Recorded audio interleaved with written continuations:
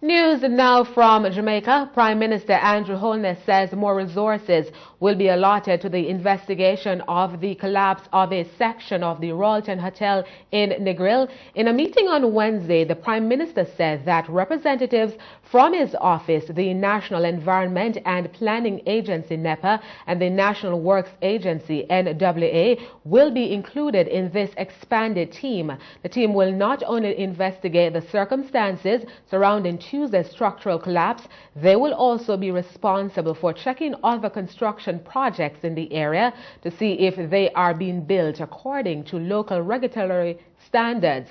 On Tuesday, during the collapse on the Royalton Hotel's building site, 5 construction workers were injured.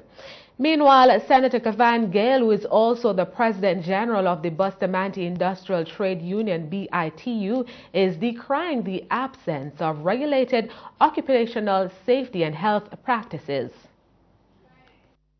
Well, for 2 decades now, we have been trying to establish and enact an occupational safety and health legislation, which would replace the 1960-odd Factories Act.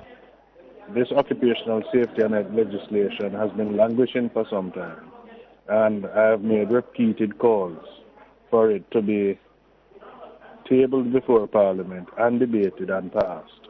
Unfortunately, that has not taken place, and maybe if that had taken place, the requisite regulations and support and inspections that would have been guided by such as legislation may have prevented the occurrence that took place. It is hoped that within the near future, and I'm talking about the very near future, that act would have been established. At a recent Labour Advisory Committee meeting, it was indicated by the Ministry of Labour that it is 95% ready.